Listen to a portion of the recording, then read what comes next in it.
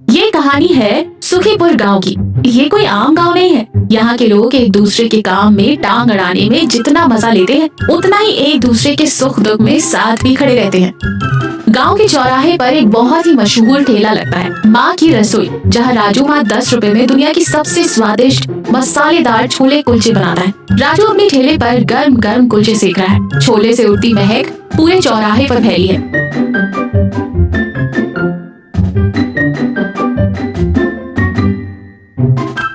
रमेश भी ठेले के पास खड़ा है। तभी सेठ धनीराम वहां आते हैं और हाथ मलते हुए कहते हैं, अरे राजू बेटा, एक प्लेट लगाना जरा, पर देख छोले में ग्रेवी ज्यादा देना, कुलचा एकदम कड़क होना चाहिए, और हाँ, प्याज और नींबू अलग से।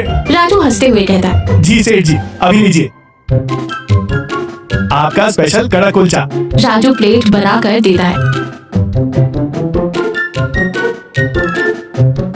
धनीराम खाने लगते हैं। तभी कमला चाची सब्जी का झोला लिए वहाँ आती है। अरे राजू, तूने फिर से प्लेट 10 रुपए की ही रख दी।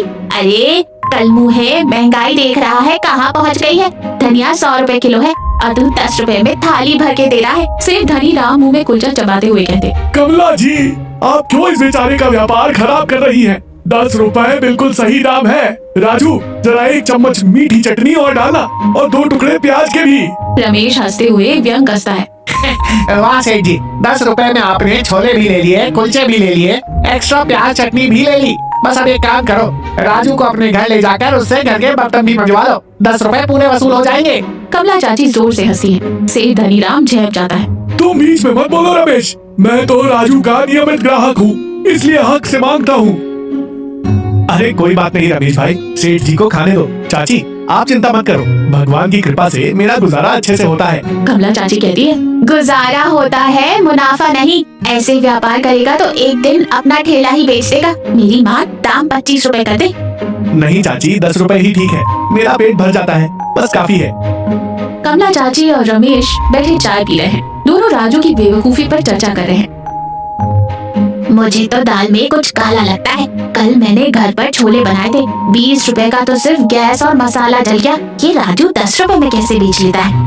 चाची, मुझे तो लगता है ये व्यापार नहीं, समाज सेवा कर रहा है, या फिर हो सकता है इसके छोलों में कोई जादू हो। कल मैंने सेठ धनीराम को राजू के छोले खाते हुए देखा। उनके चेहरे पर ऐसी शांति थी जैसे उन्होंने अपने पैसे किसी को दान कर दिए हो, जो कि असंभव है। कमला चाची हंसते हुए कहती है, सच में धनीराम से 10 रुपए निकलवाना मतलब पत्थर से पानी निकालना। पर रमेश, मजाक अपनी जगह। मुझे तो राजू की चिंता भी होती है। वो लड़का सुबह से शाम तक खटकता है, पर उसके पास पहनने को ढंग के कपड़े तक नहीं। जो कमाता है अगले दिन के राशन में लगा देता है। सही कह रही हो चाची, कल जाकर मैं उससे सीधे सीधे बात करूंगा। उसे समझाना पड़ेगा कि दुनिया बहुत जालिम है, सिर्फ अच्छे बर्ताव से घर नहीं चलता। आज ठेले पर बहुत भीड़ नहीं थी। राजू चुपचाप अपना सामान समेट रहा है। उसका चेहरा हमेशा की तरह मुस्कुराता हुआ नहीं, बल्कि उदास है। रमेश और सेठ धनीराम वहाँ पहुँचते हैं। अरे राजू, आज इतनी जल्दी ठेला बढ़ा रहा है, क्या हुआ? सारा माल बिक गया क्या? राजू धीमी आवाज में कहता है, नहीं रमेश भाई, आज मन ठीक नहीं है, और हाँ, कल ठेला नहीं लगाऊंगा, कल छुट्टी है। धनीराम हैरानी से कहते, छुट्टी? अरे कल तो मेरी दुकान के मुनीम का जन्मदिन है। मैंने सोचा था सबको तुम्हारी 10 रुपए वाली प्लेट खिलाकर पार्टी दे दूंगा, तुम्हारा तो बड़ा नुकसान हो जाएगा। रमेश धनीराम को घूरते हुए कहता है, सेठ जी, आप अपनी कंजूसी की पार्टी कहीं और कर लेना। राजू, क्या बात है, तू बीमार है क्या? राजू आंखों में हल्की नमी के साथ कहता है, नहीं भाई, कल मेरी माँ की बरसी है। मेरी माँ कहती थी कि दुनिया में कोई भी इंसान भूखा नहीं सोना चाहिए। जब वो जिंदा थी तो आस पड़ोस के हर भूखे मजदूर को खाना खिलाती थी। जब वो गुजरी तो मैंने कसम खाई थी कि मैं उनकी ये रसोई चालू रखूंगा।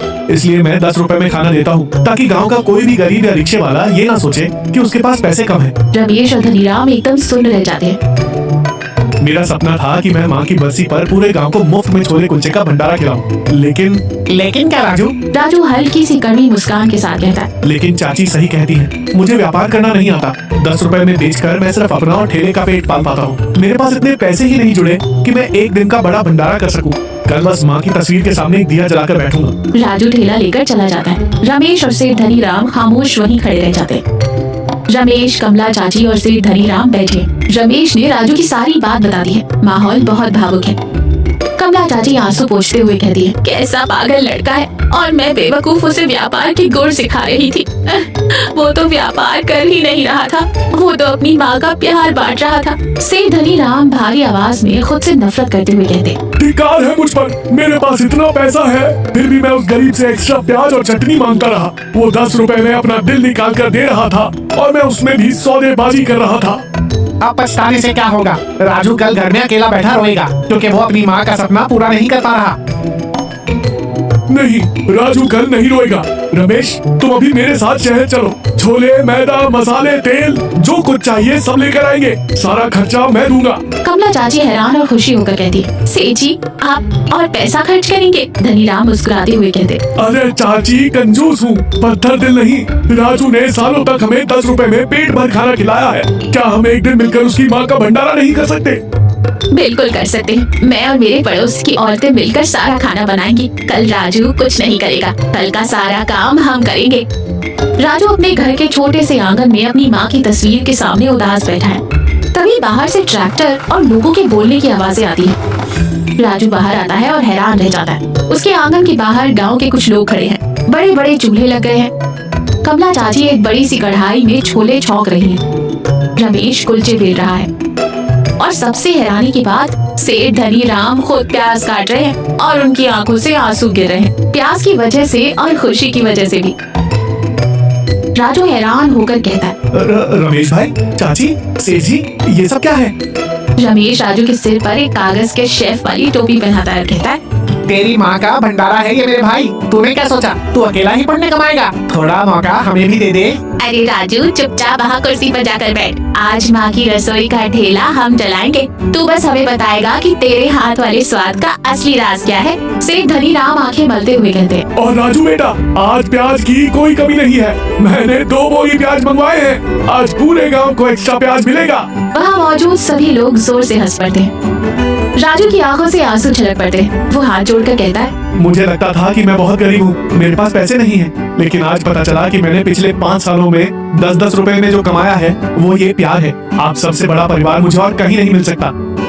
गांव के लोग पत्तलों में स्वादिष्ट छोले कुलचे खा रहे हैं। कोई भीड़ भाड़ या शोर शराबा नहीं, बस एक शांत और खुशी का माहौल है। रमेश और सेठ धनीराम खुद लोगों को खाना परोस रहे हैं। राजू अपनी माँ की तस्वीर को देखकर मुस्कुरा रहा हो, मानो तस्वीर से माँ भी उसे देखकर मुस्कुरा रही हो। पैसा कमाना व्यापार की सफलता हो सकती है, लेकिन लोगों का दिल कमाना जीवन की सबसे बड़ी सफलता है। जो इंसान निस्वार्थ भाव से दूसरों का भला करता है, जरूरत पड़ने पर पूरी दुनिया उसके साथ खड़ी हो जाती है। सच्ची अमीरी बैंक के खाते में नहीं, बल्कि उन लोगों की दुआओं में होती है जिन्हें आपने कभी प्यार से खिलाया हो।